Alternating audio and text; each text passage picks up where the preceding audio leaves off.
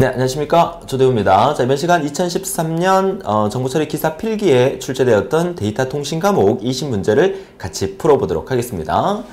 자, 2013년 3회 기사 필기에서는 데이터 통신 부분이 또 어떻게 출제됐는지 이번 시간을 통해서 완벽하게 문제 분석을 하시고, 역시나 여러 번 시험 치는 시험 횟수에서 데이터 통신 부분은 역시나 점수를 많이 획득할 수 있는 그런 과목으로 만들어 주셔야 합니다. 문제 내용 자체를 1번부터, 이제 81번이죠. 81번부터 풀이해 나갈 텐데요. 자, 몇몇 문제는 상당히 어렵고요. 나머지는 역시나 우리가 본 강에서 다뤘던 부분들이 그대로 출제되는 부분이고, 첫 번째 문제 같은 경우에도, OSI 7계층에 관련된 문제가 나오죠.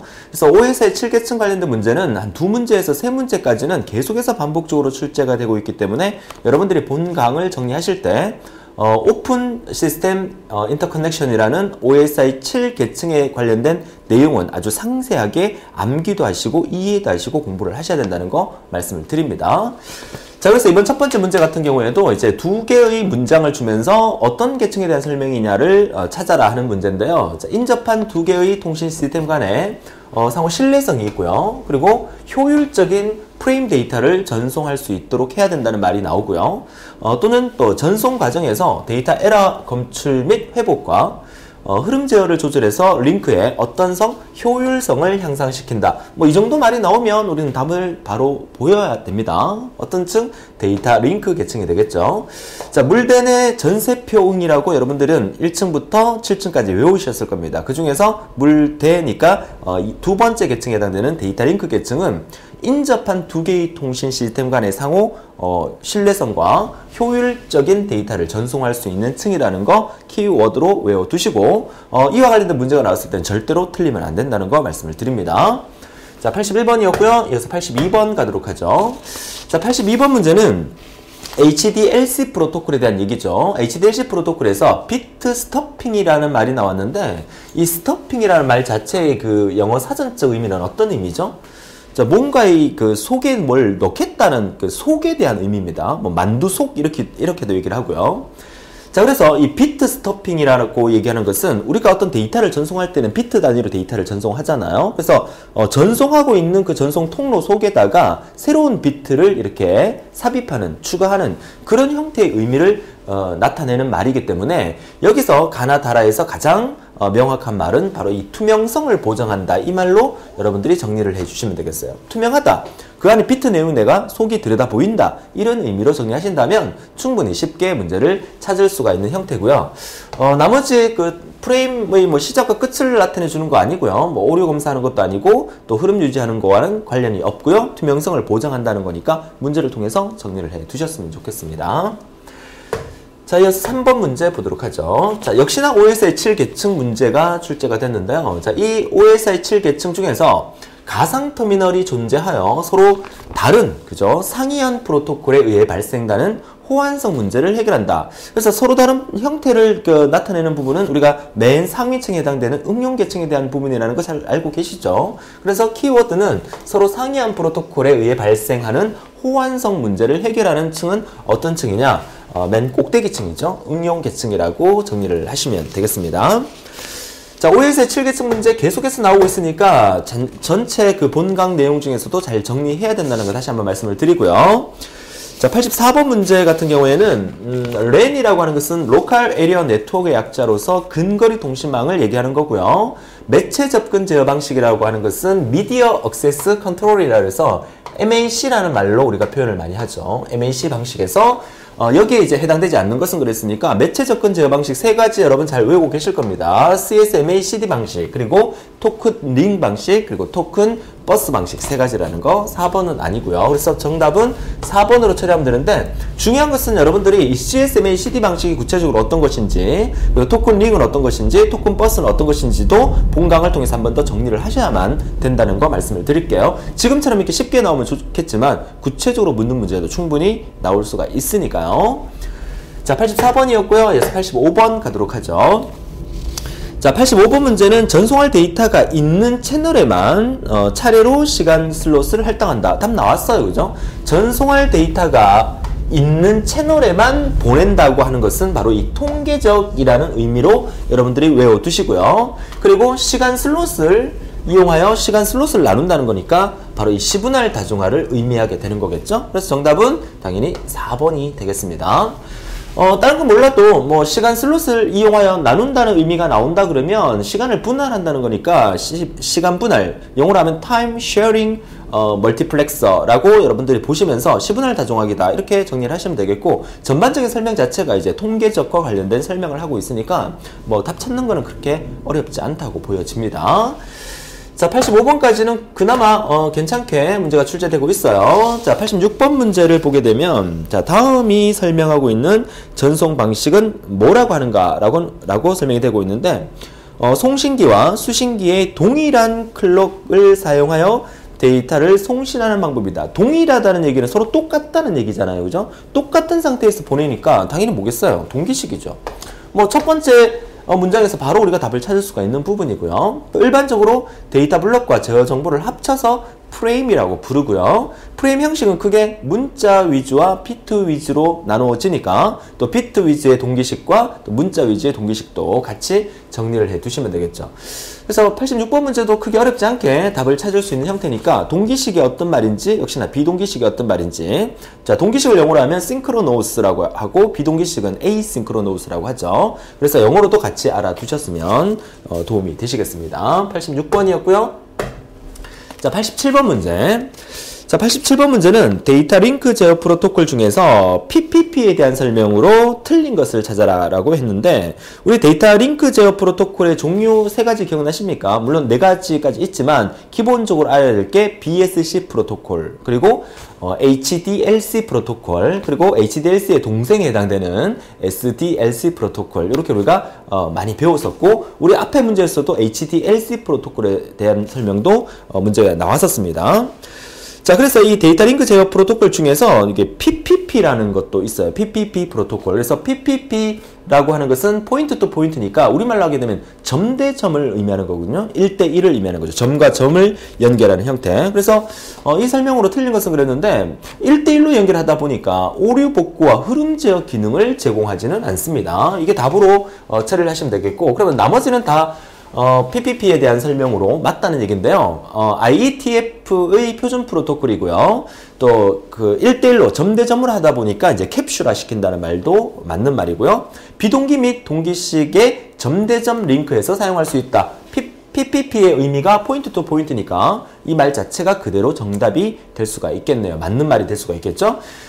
그래서 87번 문제 역시나 PPP, 데이터 링크 제어 프로토콜 중에서는 우리가 본 강을 통해서 이제 BSC 프로토콜과 HDLC 프로토콜과 SDLC 프로토콜에 대해서는 자세히 우리가 공부를 했지만 시험에 빈번하게 자주 나오는 거지만 PPP에 대한 언급은 조금 이제 약했다고 봤을 때 문제를 통해서 이 PPP 프로토콜에 대해서 한 번 더 정리를 해 두신다면 한번 나왔던 문제가 우리가 문제 은행을 통해서 반복해서 나올 수 있기 때문에 한번 나왔던 문제가 또 나온다면 반드시 맞춰야 된다는 거 잊지 않도록 해주세요.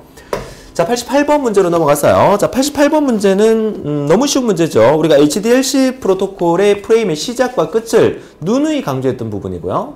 이걸 제가 어떻게 외우라 했냐면 이제 주제를 점검한다 해서 주제 점검 이렇게 외우라 했는데, 일단 그 첫 번째 이제 시작 플래그가 존재를 하는데, 시작 플래그. 그리고 끝나면 당연히 이제 종결 플래그가 존재를 하겠죠. 종결 플래그. 자, 이렇게 제가 외우라고 말씀드렸어요. 시작 플래그와 종결 플래그는 항상 이진수 형태로 이렇게 움직이죠. 0하고 1, 6개. 0. 이 모양으로 구성이 되어 있고요. 자, 종결 플래그도 0하고 1, 6개, 0 이렇게 포함이 되어 있어요. 이 중간에 우리는 제가 어떻게 외우라고 했냐면 주, 제, 정, 검 이렇게 외우라고 말씀드렸었죠. 주제 점검. 주제 점검의 주가 뭡니까? 주소죠. 주소니까 이제 어드레스를 의미하는 거고, 제어니까 컨트롤을 의미하는 거고, 정보니까 인포메이션을 의미하는 거고요. 검사니까 우리는 CRC 형태로 검사한다. 그래서 이 순서를 반드시 외우라고 말씀드렸었죠. 그래서 끝을 정의하는 거니까 시작과 끝을 정리하는 것은 뭘 의미하는 거다? 플래그, 깃발, 그죠? 플래그를 의미하는 거다. 이렇게 정리를 하시면 되겠고요. 이 FCS와 어드레스 필드, 컨트롤 필드는 얘가 어드레스 필드가 되겠고 얘가 컨트롤 필드가 되겠고, 여기는 CRC 검사 방식, 다른 말로 이제 FCS 형태로 이제 프레임 체크 시퀀스라 그래서 체크한다, 검사 부분이다. 이렇게 우리가 정리를 하시면 되겠어요. 이 검사 부분을 뭘로 체크한다? CRC 체크 방식으로 검사를 한다. 이렇게 우리가 공부를 했었죠. 그래서 88번 같은 문제는 뭐 거의 1년에 한 번씩 나오고 있는 문제이기 때문에 이 순서는 반드시 정확하게 외워 두셔야 된다는 거. 특히 이 시작과 끝을 나타내는 이진수의 자리가 0, 1, 6개 0이라는 것까지 정리를 해 두세요. 자, 88번 문제였고요. 이어서 89번 문제 가도록 하겠습니다. 자, 89번 문제가 이제 그 블루투스에 관련된 문제인데, 사실 이 블루투스가 이제 그 앞서 제가 말씀을 드렸나 모르겠지만, 최근 그 우리가 데이터 통신 기출 문제를 보면 최근 이슈화되고 있는, 물론 블루투스가 최근 신기술은 아니지만 여러분이 다 알고 있는 내용이긴 하지만 최근 신기술에 관련된 그런 어떤 데이터 통신의 어떤 이론적인 부분들이 몇 문제씩 출제가 되고 있어요. 그러니까 데이터 통신은 자고 나면 바뀌고 자고 나면 바뀌고 하기 때문에 과거 기출 문제가 문제 은행식으로 그대로 나오기에는 조금 옛날 문제들이 좀 많아요. 그래서 새로운 문제가 조금씩 추가되고 있는 부분이 있으니까, 그래서 시간이 지나면 지날수록 데이터 통신에 관련된 문제가 좀 어려워지지 않겠나, 그렇게 생각이 듭니다. 그래서 이 89번 문제는 블루투스 프로토콜 스택에서 물리 계층을 규정하는 것은 뭐냐 그랬는데, 자, 일단은 정답은 가번입니다. 이 가번의 이 RF가 뭐의 약자냐면 라디오 프리퀀시예요. 그러니까 라디오 주파수라는 얘기거든요. 그러니까 여러분 잘 알고 계시는 블루투스는 가까운 거리에서 근거리 통신으로 무선 통신을 하는 블루투스잖아요. 그 블루투스의 전파는 뭘 이용하느냐?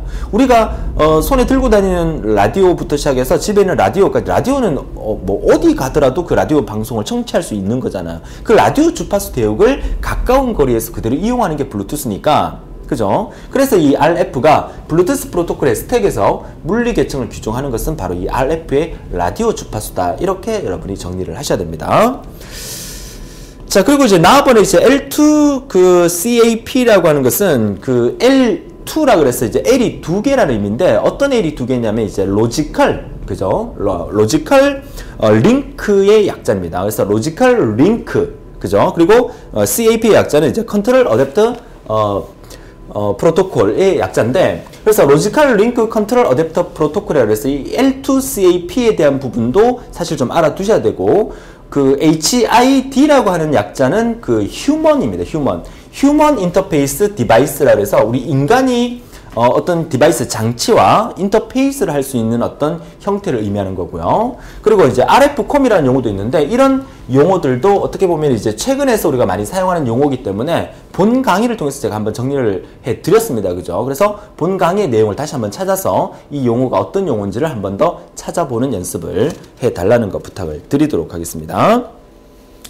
자, 그래서 90번 문제 보도록 하죠. 자, 90번 문제는 역시나 또 HDLC 문제가 또 나오는데 조금씩 이렇게 복잡하게 나오고 있습니다. 그래서 HDLC 프로토콜의 세 가지의 모드 중에서 다음 설명에 해당되는 것은 무엇입니까? 라고 물었어요. 이 모드를 점대점이나 멀티포인트 불균형 링크 구성에 사용된다라고 되어 있고요. 또 주 스테이션이 링크 제어를 담당하며, 또 부 스테이션은 주 스테이션으로부터 폴 메시지를 수신한 경우에만 데이터를 전송할 수 있다. 여기서 말하는 폴 메시지라는 게 뭡니까?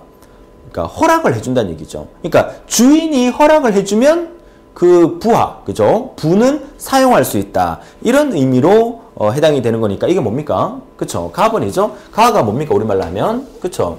정규, 자, 응답 모드다. 자, 이렇게 의미를 나타내는 말이죠. 가번이. 그래서 NRM이라는 게 정규 응답 모드고, 그리고 이제 우리가 여기에 관련된 세 가지가 뭡니까? ARM이 비정규 응답 모드고요. 그 다음에 다번에 있는 ABM은 비동기 균형 모드라 그래서 비동기와 이제 비정규 균형 모드, 이렇게 NRM, ARM, ABM 이 세 가지를 같이 외워두셔야 됩니다. 얘는 필요가 없고요. 그래서 이 세 가지에 속하는 게 아닌 것은 또 이렇게 문제가 나올 수 있으니까 문제를 읽어보고 가번, 나번, 다번이 아닌 라번이 이제 답이 되는 그런 형태의 문제도 자주 출제가 되는 거니까, 정규 응답 모드, 비동기 응답 모드, 비동기 균형 모드 세 가지가 있다는 거 역시 다시 한번 정리를 해달라는 거 부탁을 드리겠습니다. 자, 90번 문제였고요. 이어서 91번 문제 가도록 하죠. 자, 91번 문제는 TCP/IP 모델의 인터넷 계층 프로토콜로 만든 것은, TCP/IP 프로토콜 모델에서 우리 계층은 링크 계층, 그리고 인터넷 계층, 그리고 TCP/UDP 계층, 그리고 응용 계층까지 4단계의 계층이 있었습니다. 자, 그 중에서 인터넷 계층 프로토콜로 만든 것은 가나다라 중에서 뭡니까? 그쵸? 이 ARP라는 거죠, ARP. 얘네 세 개는 전부 다 어딥니까? 얘네 세 개는 전부 다, 그 응용 계층에 속하는 거죠. 응용 계층. 그래서 ARP는 우리말로 하게 되면 이제 어드레스의 약자로서 이제 주소 분석 프로토콜이라고 말을 하고요. 그래서 이 주소 분석을 하기 위해서는 인터넷 계층에서 주소를 입력해서 데이터를 처리하는 부분이기 때문에 주소 분석 프로토콜로서 인터넷 계층에 속한다. 이렇게 정리를 하시면 되겠어요. 뭐 SMTP는 잘 아실 거고요. 메일을 전송할 때 사용되는 프로토콜이고 FTP는 파일 전송 프로토콜이 되겠죠. HTTP라고 하는 것은 하이퍼텍스트 프로토콜이니까 우리가 보통 인터넷에서 웹사이트에 접속할 때 사용되는 프로토콜이다. 이렇게 정리를 하시면 되겠어요. 그래서 91번 문제는 정답 4번으로 정리를 하시면 되겠고요.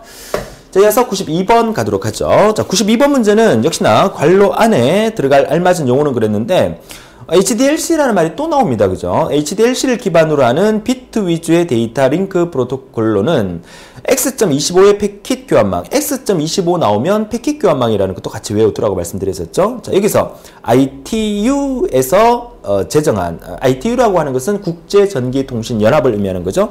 자, 여기서 제정한 갈로가 있다. 이게 뭡니까? 우리 책에서는 얘가 LAP라 그래서 LAP 다시 B 이렇게 우리 책에서는 나왔었습니다. 그죠? 이 LAP가 정답이 되겠죠? LAP. 그래서 이 LAP라고 하는 것은 그 우리말로 하게 되면 이제 비트 동기 제어 프로토콜이라고 해서 HDLC를 기반으로 하는 비트 위주의 데이터 링크 프로토콜이라는 이 말 자체에서 우리가 바로 정답을 찾을 수 있는 부분이라고 볼 수가 있겠어요. 얘를 누가 말했다? 이제 ITU라는 국제전기통신연합에서 LAP라고 말을 하기 시작을 했다는 거겠죠? 자, 92번 문제였고요. 이어서 93번 문제 가도록 하죠. 자, 93번 문제는 자, 역시나 X25 프로토콜이 나오는데 자, X25에서 또 이제 OS의 7계층 말고 X25의 계층도 3개의 계층이 있습니다. 그 첫 번째 계층이 이제 물리 계층이고 두 번째 계층이 프레임 계층, 세 번째 계층이 패킷 계층이라고 우리가 정규 강의 시간에 우리가 공부를 했었고요. 자, 그 중에서 이제 오류 제어와 흐름 제어, 그리고 가상 회선의 설정과 해제, 다중화 기능, 그리고 망고장 발생 시 회복 메커니즘을 규정하는 계층은 무슨 계층이냐? 그 세 개의 계층 중에서 지금 나와 있는 것은 패킷 계층하고 보이죠? 네트워크 계층. 그래서 이 중에서는 우리가 뭐에 해당된다? 바로 패킷 계층에 해당된다. 물대내 전세 비용의 OA사의 7계층을 묻는 게 아닙니다. 자, 이 문제는 X25의 계층 3개 중에서 어디에 속하느냐를 묻는 형태의 문제죠. 그래서 X25 계층의 3개의 계층 중에서 여기서 물리 계층과 패킷 계층 2개만 나와 있고요. 하나 더 적으라 그러면 이제 프레임 계층이 되겠죠. 프레임 계층. 프레임층이라고 적을게요. 프레임층. 그래서 이제 맨 아래쪽에 있는 게 물리 계층, 그 다음에 그 위에가 프레임층, 그 위에가 패킷 계층인데 이 문제에 설명하고 있는 것은 패킷 계층에서 할 수 있는 일을 설명을 하고 있는 문제가 되겠죠. 자, 93번 문제였고요. 이어서 94번 가도록 하죠. 자, 94번 문제는 다음이 설명하고 있는 것은 무엇이냐. 자, IP 버전 6를 사용하는 두 컴퓨터가 서로 통신을 하기 위해서 IP 버전 4를 사용하고 있는 네트워크 영역을 통과해야 된다. 그럼 답이 나왔죠. 그죠? 통과한다. 뭘 통과한다? 터널을 통과한다. 터널링. 정답은 나번이 되겠어요.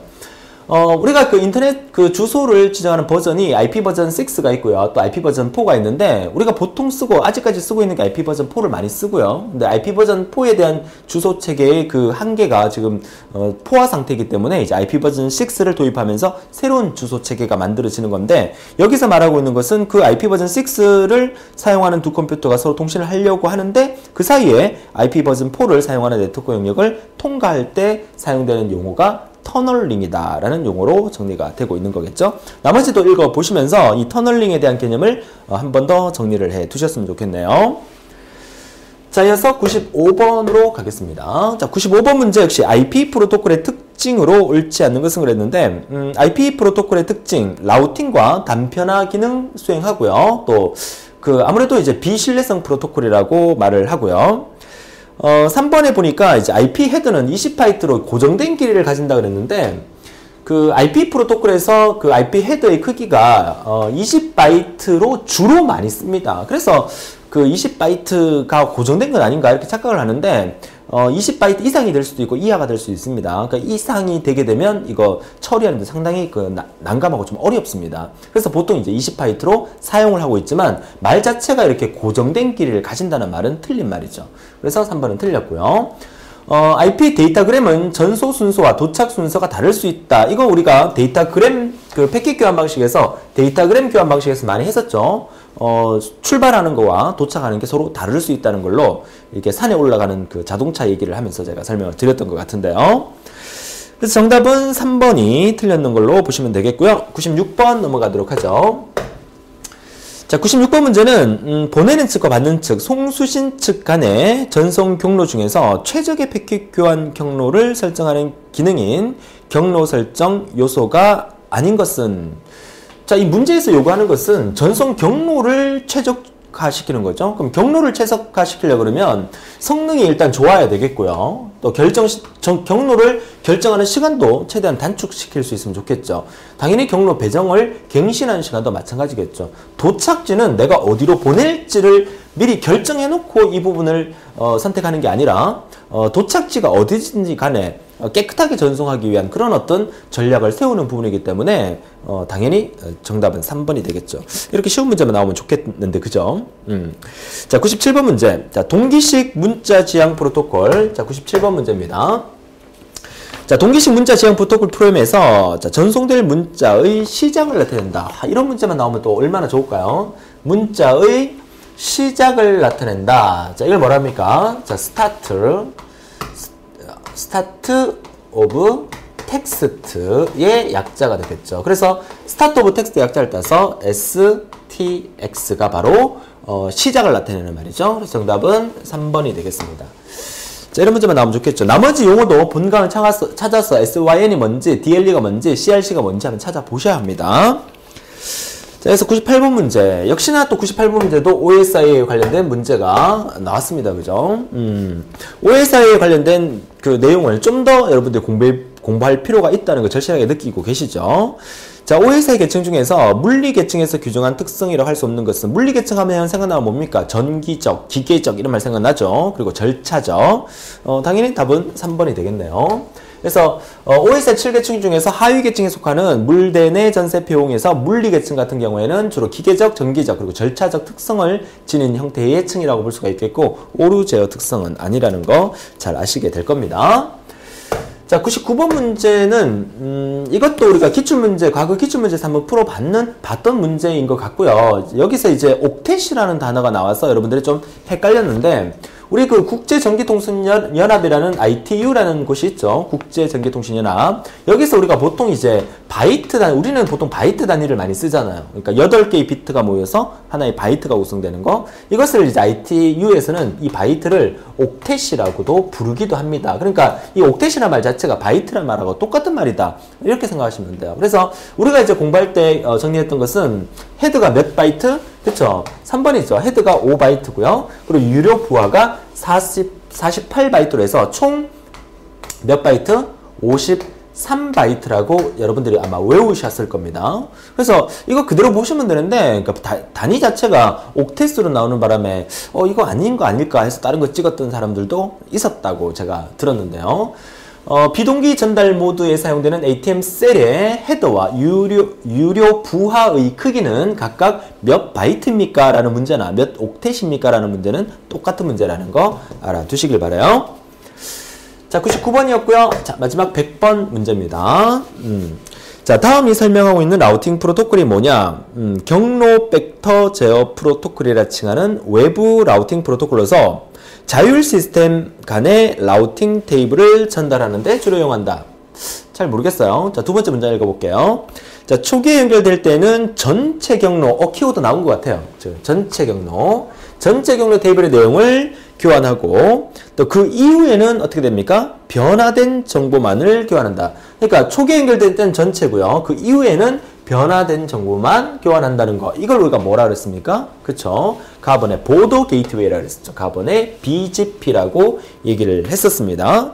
그래서 이 BGP라는 말 자체가 이제 그 우리말로 그대로 번역한다면 경계 경로를 의미하는 거예요. 그래서 문제 속에서 경로 자체라는 말 있죠. 경로 자체. 그래서 경로라는 말, 경계 경로를 나타내는 부분이다. 이렇게 이제 키워드로 찾는다면 그렇게 어렵지 않게 찾을 수 있을 거라고 봅니다. 자, 역시나 이 RIP, OSPF, 또 EGP라는 이런 용어들 자체를 용어 정리를 따로 해 드릴 테니까 그 부분도 다시 한번 정리하셔서 충분히 여러분 시험을 대비할 수 있도록 해주세요. 과거 기출문제 공부할 때 얘가 답이라고 해서 얘만 공부하시는 분 계세요. 그 다음 기출문제에서 얘네들이 답이 되는 문제가 충분히 나올 수 있으니까 이런 용어도 잘 정리를 해주는 것도 여러분 시험을 대비할 수 있다고 보여집니다. 자, 이렇게 해서 우리가 데이터 통신 10문제, 20문제를 같이 풀어봤고요. 여러분 시험에서 데이터 통신 문제가 상당히 까다롭게 나올 가망성이 있어요. 제가 앞서 2013년 기출문제를 정리해 드리면서 전자계산기 구조가 원래 어려운 과목이긴 하지만 전자계산기 구조가 앞으로 더 어렵다 이런 말은 드린 적 없어요. 그죠? 운영체제 무난하게 나올 거고요. 소프트웨어 공학 무난하게 나올 거고, 그리고 데이터베이스는 원래 열심히 해야 되는 과목이죠. 왜냐하면 실기 때까지도 보셔야 되기 때문에. 근데 이 데이터 통신 부분은 좀 난감합니다. 사실은 통신은 자고 나면 바뀌고 자고 나면 바뀌기 때문에 여론 시험 문제에서 또 어떤 식으로 신기술에 관련된 문제가 나올지는 예측할 수 없기 때문에 데이터 통신 부분을 꽈락 맞지 않을 정도로 기본 개념을 정리하시고 그 뒷부분에 신기술 부분도 보여주신다면 나중에 여러분들 실기 공부할 때도 신기술 동향 과목이 출제가 되고 있기 때문에 훨씬 더 도움이 된다는 거 미리 말씀을 드립니다. 자, 이렇게 해서 이번 시간 마무리하도록 하고요. 너무너무 고생 많으셨고 다음 시간에 또 다른 기출문제에서 만나 뵙기로 약속드리면서 소대원만 물러가도록 하겠습니다. 수고하셨습니다.